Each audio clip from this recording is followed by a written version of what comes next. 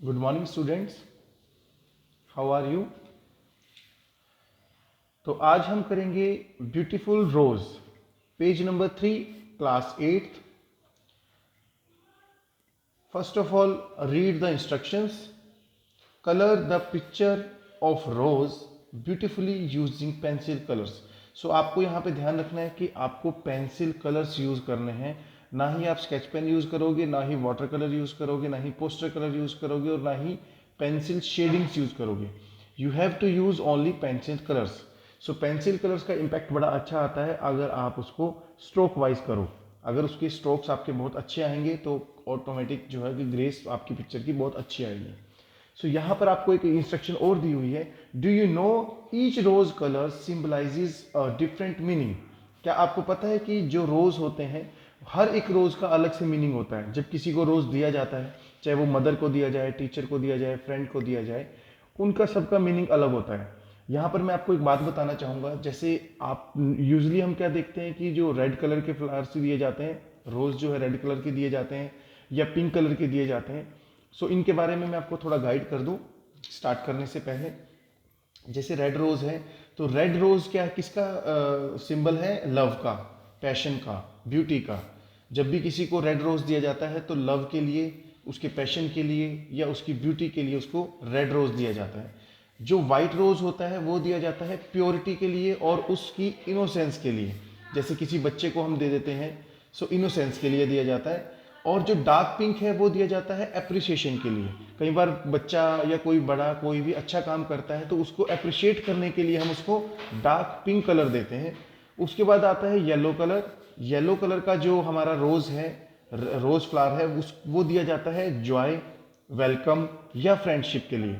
Joy के लिए या किसी का वेलकम करने के लिए या फ्रेंडशिप के लिए हम येलो कलर का रोज देते हैं। तो इट मीन्स कि हम इसके अंदर किसी भी तरह के कलर यूज कर सकते हैं। रेड भी कर सकते हैं, हम डार्क पिंक भी कर सकते हैं, येलो भी कर सकते हैं, डार्क पिंक भी कर सकते हैं। क्योंकि हर एक फ्लावर का अपना ही एक सिंबल होता है। हर एक फ्लावर जो भी आप यूज करते हो, फ्लावर किसी को देने में यूज करते हो, तो वो सिंबलाइजेज होता है, किसी न किसी चीज के लिए वो दिया जाता है। ठीक है, आई होप कि आपको ये पता लग गया होगा। So let's start colouring the rose. आपके पास हमने यहाँ पर दो कलर लिए हैं, one is red and one is parrot green. आप डार्क ग्रीन भी यूज कर सकते हो। ग्रीन कलर हम यूज करेंगे स्टेम के लिए एंड लीफ के लिए, और जो हमारे रेड है वो हम इसके अंदर यूज करेंगे। आप इसमें कॉम्बिनेशन भी दे सकते हो, रेड एंड पिंक का कॉम्बिनेशन भी दे सकते हो। रेड एंड पिंक का कॉम्बिनेशन भी आप इसमें बना सकते हो। फर्स्ट ऑफ ऑल, क्योंकि आपका ये पहला पेज है, तो इस क्लास के लिए आपका पहला पेज है, तो आपको ध्यान रखना है कि आपका इसमें स्ट्रोक्स नज़र ना आए। सो हम यहाँ पे स्टार्ट कर रहे हैं। ठीक है, आउटलाइन से बाहर कलर नहीं जाना चाहिए, धीरे आपने कलर करना है क्योंकि आपकी स्टार्टिंग है। सो इसको धीरे धीरे करते रहिए आप इसमें मिक्सिंग कर सकते हो। मिक्सिंग के लिए भी मैं आपको बता देता हूँ, क्योंकि आपकी जो क्लास है वो आपकी एक मिडिल क्लास आ जाती है, मीडियम मिडिल क्लास है। सो इसमें हम थोड़ा कलरिंग अच्छे से कर लेते हैं, क्योंकि आप ऑलरेडी 6th और 7th क्लास में कुछ ना कुछ सीख के आए हो। सो हम इसके अंदर मिक्सिंग भी कर सकते हैं। फर्स्ट ऑफ ऑल हम क्या करेंगे कि जो इसकी आउटलाइन एरिया है उसको हम फिल करेंगे।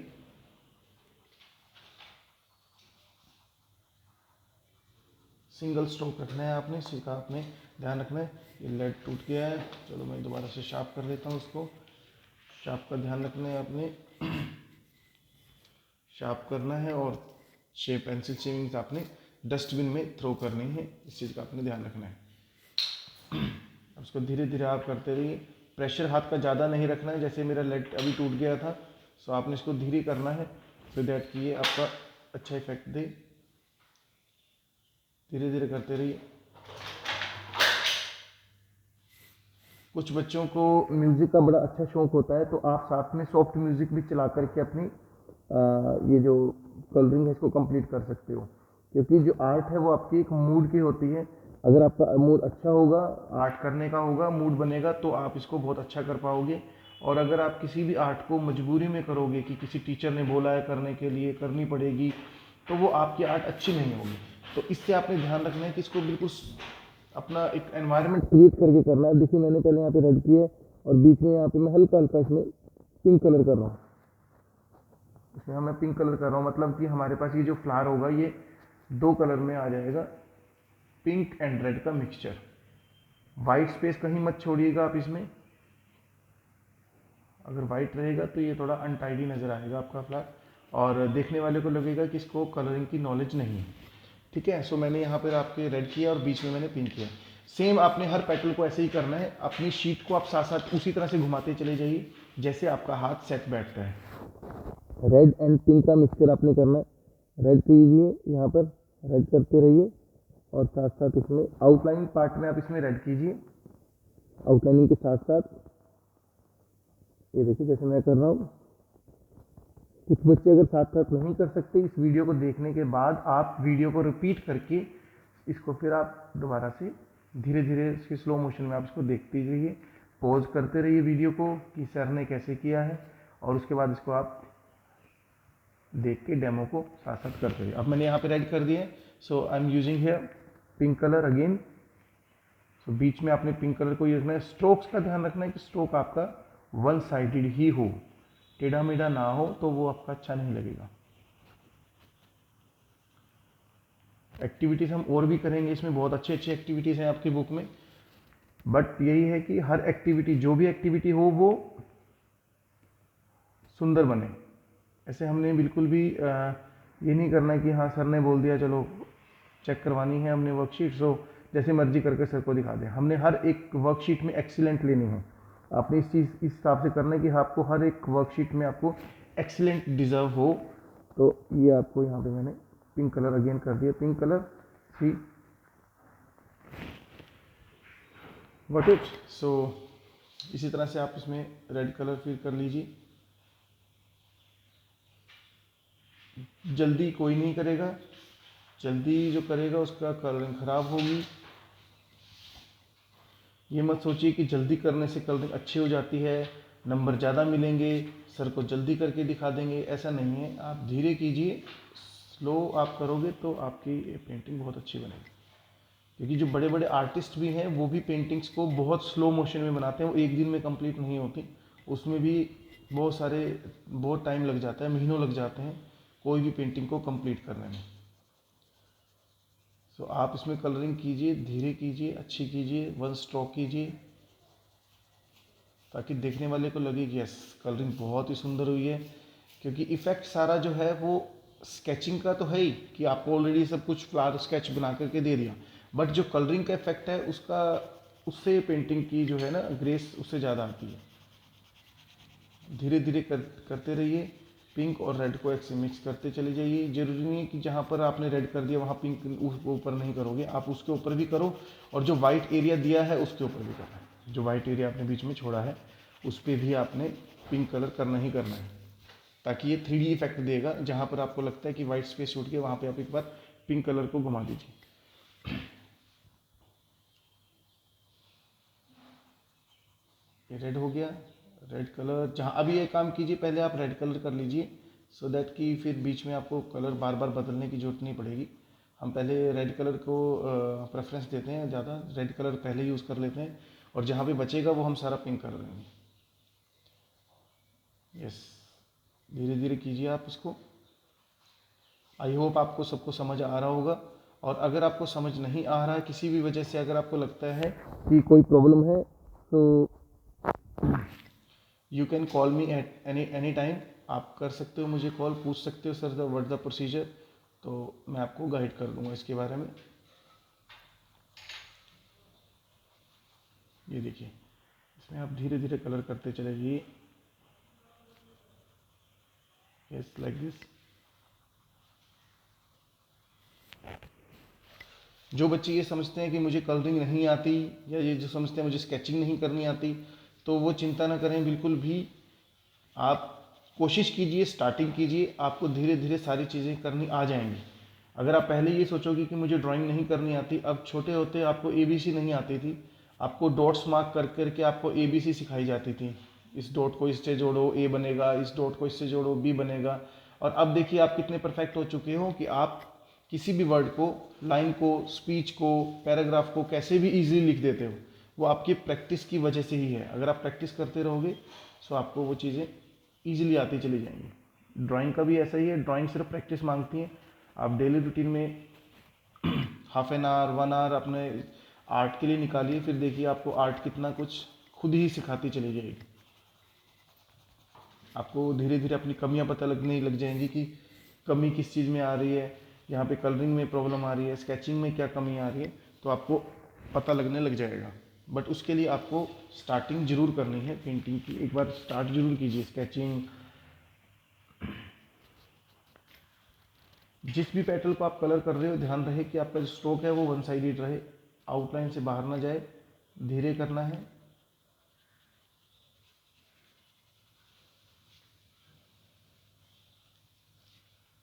मेरे पास ये थोड़े कलर अगर छोटे हैं तो आपको ही ध्यान रखना है कि आपके जो पेंसिल कलर्स हैं वो थोड़े इसमें बड़े हों, सो दैट कि उनके ऊपर आपकी ग्रिप है जो अच्छी बन जाए। ग्रिप अच्छी होगी तो आपकी कलरिंग भी अच्छी हो जाएगी। ग्रिपिंग का होना बहुत ज़रूरी है, ठीक है। और साथ साथ में इसमें कर देता हूँ, देखिए सिंगल स्ट्रोक वन साइडेड, धीरे धीरे करना है आपने, वाइट स्पेस नहीं छोड़ना बीच में। Got it. सो यहाँ पर हम कर रहे हैं अभी, देखिए आपको, आप अपनी बुक को जैसे मर्जी उसी के हिसाब से घुमाते चले जाइए, जहाँ पर आपका हाथ लगता है कि यहाँ पर अभी ये सेट हो गया, सो दैट मैं इस एरिया में इजीली कलर कर सकता हूँ या कर सकती हूँ, वैसे ही आप इसको कलर करते चले जाइए।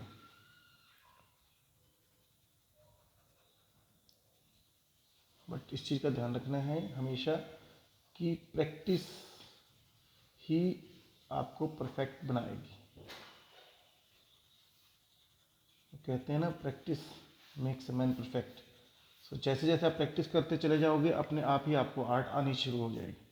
जो बच्चा नहीं करेगा तो फिर उसकी आर्ट जो है वैसी ही रहेगी, ना वो डायग्राम बना पाएगा किसी चीज़ में, क्योंकि आर्ट एक ऐसा सब्जेक्ट है, हर सब्जेक्ट में आर्ट की जरूरत पड़ती है। साइंस में देख लीजिए आप डायग्राम बनाते हो, मैथ में देख लीजिए आप कितने कुछ उसमें भी बनते हैं, सॉल्यूशंस होते हैं, सम्स बनते हैं, एंगल्स बनते हैं, हर चीज़ में यूज़ होता ही है। अगर जिस बच्चे की ड्राइंग अच्छी होगी तो वो उसको समझ भी ईजिली आएगा दूसरे सब्जेक्ट में, और क्योंकि वो क्रिएटिव माइंड हो जाता है। जिसका माइंड क्रिएटिव होगा तो वो ईजिली पिकअप कर लेगा, इमेजिन करना बड़ा अच्छे से आ जाएगा।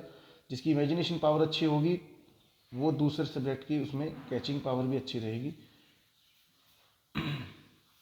सो अपने आप को आप क्रिएटिव बनाइए, नॉट कि हमने हर सब्जेक्ट को इसी तरह से लेना है, साइंस एसएसटी को बस पढ़ना ही पढ़ना है। क्रिएटिव माइंड कीजिए अपना, आर्ट को हर चीज़ में यूज़ कीजिए, देखो फिर आपको दूसरे सब्जेक्ट भी आराम से समझ आ जाएंगे। कोशिश ट्राई आप कीजिए, एक बार ट्राई कीजिए, आपको खुद में एक चेंज फील होगा कि हाँ आर्ट मैंने किया शुरू, तो आर्ट की वजह से दूसरे सब्जेक्ट्स भी मेरे अच्छे होने शुरू हो गए हैं। आप हर एक चीज़ को बड़े ध्यान से उसको इस तरह से समझोगे कि जैसे कोई स्टोरी हो, क्योंकि आपने अब आर्ट यूज़ करने शुरू कर दिए। तो ये लीजिए, हमारा ये जो फ्लावर है, रोज़ है, हमारा कंप्लीट है। आप इसमें थोड़ा स्ट्रोक्स दे सकते हैं, जैसे ये देखिए इस तरह से, यहाँ पे थोड़ा शेडिंग पार्ट में ऐसे दिखा सकते हैं, ये देखिए, ठीक है। और यहाँ से इस तरह दिखा सकते हैं, ये इसके अंदर से निकाल सकते हैं। कंपल्शन किसी को भी नहीं है कि हाँ जैसे सर ने किया वैसे ही करना है, कंपल्शन किसी को नहीं है, लेकिन फॉर्मूला सेम रखना है कि स्ट्रोक्स नज़र ना आए। वो आप अपनी मर्जी से जैसा मर्जी दे सकते हो। ये देखिए इसके अंदर आपको लाइंस नज़र आएंगी, तो मैं लाइंस उसी तरह हिसाब से लगा रहा हूँ ताकि जो पैटर्न में हमें नज़र आती हैं। ये देखिए, ये देखिए, ताकि एक ओरिजिनलिटी लगे कि खाली हमने कलरिंग नहीं की, इसको ओरिजिनल बनाने के लिए भी एफर्ट्स किए हैं। तो बीच में आप इस तरह से लाइंस डाल सकते हो रोज़ की। यस, हर बच्चा एक्सीलेंट डिजर्व करता है, बस थोड़ा सा ध्यान रखना है कि आपको अपने एफर्ट्स में कमी नहीं रखनी, एफर्ट्स आपने रखने हैं अच्छे से। और ये देखिए अब मैं ग्रीन कलर स्टार्ट करने जा रहा हूँ। You can use dark green and light green mixture. आप इसमें येलो भी टोन लेके आ सकते हो, जैसे बीच में मैं येलो भी थोड़ा इसमें डाल दूंगा, क्योंकि हमें हाईलाइटिंग भी दिखानी पड़ती है, तो मैं यहाँ पे थोड़ा येलो का भी यूज़ करूँगा बीच में। सो ये देखिए, ये हमारी ग्रीन कलर की हो गई पेटल। ये कुछ बच्चे ब्राउन करेंगे, लेकिन आप ध्यान से देखेंगे कि तो रोज़ की स्टेम है या जो भी ब्रांचेस हैं वो हमारी रोज़ की ग्रीन होती हैं, क्योंकि जो रोज़ होता है वो छोटे में ही एक तरह से उसको प्लग कर लिया जाता है, तोड़ लिया जाता है।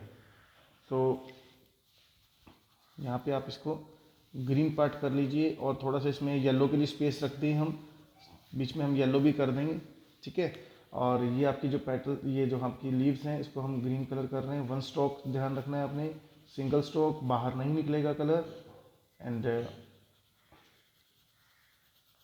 धीरे धीरे धीरे इसको आप कंप्लीट करते चले जाइए, ठीक है। और ये जो स्पेस रखा है मैंने बीच में वाइट, वो रखा है येलो के लिए। सो मैं बाद में इसमें येलो कलर फिल कर दूंगा। अभी आप सिर्फ साइड में इस तरह से यूज़ कर लीजिए कि जैसे उसकी शेप है उसी तरह से कलरिंग स्टार्ट करते रहिए। यस, धीरे धीरे करते चले जाइए। बीच में आपका अगर कई बार ऐसा होता है कि कॉन्टिन्यूटी में कलर करते हुए अगर हाथ दर्द होने शुरू हो जाए, पेन शुरू हो जाए आपके हाथ में, तो आप रेस्ट कर लीजिए, बीच में 2-3 मिनट की ब्रेक ले लीजिए और उसके बाद फिर से स्टार्ट कर लीजिए। ये नहीं है कि एक बार में ही कंप्लीट करना है, बीच में टाइम ले लीजिए थोड़ा सा, कोई बात नहीं। डार्क ग्रीन और लाइट ग्रीन का कॉम्बिनेशन ले सकते हैं। और जिन बच्चों की ड्राइंग ऑलरेडी अच्छी है वो देखिए इसके अंदर और भी ज़्यादा क्रिएटिविटी अपनी दिखा सकते हैं। वो मुझे पता है, उसमें वो मिक्सिंग करेंगे, 2-3 कलर्स की मिक्सिंग दे सकते हैं वो, ठीक है। फ्लैट कलरिंग नहीं करनी है आपने, क्योंकि आपकी क्लास बड़ी है। 5th या 6th क्लास का बच्चा, 7th क्लास का बच्चा वो कर सकता है, ठीक है। लेकिन जो आपकी क्लास है वो थोड़ी उनसे सीनियर है, सो इस वजह से आपको मिक्सिंग के ऊपर ध्यान देना है। क्योंकि आगे की तरफ जो भी 9th 10th क्लास में जो भी बच्चा जाएगा उनके लिए आर्ट थोड़ी हार्ड होती चली जाएगी। और उसमें मिक्सिंग पार्ट का आपने ध्यान रखना है कि मिक्सिंग जरूर होनी है उसमें। इसलिए हम अभी से ही इसमें ध्यान दें कि हाँ मिक्सिंग रहे। तो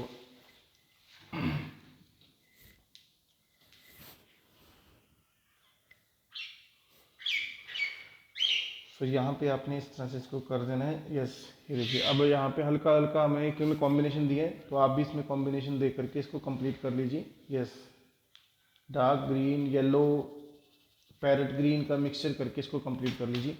और ये देखिए आपकी ये पेंटिंग रेडी है एक तरह से। ओके, और कोई भी डाउट होता है किसी भी तरह की, you can call me at any time. आप कर सकते हो, मुझे कॉल पूछ सकते हो कि इसका सर प्रोसीजर क्या है। तो take care guys, okay, bye bye.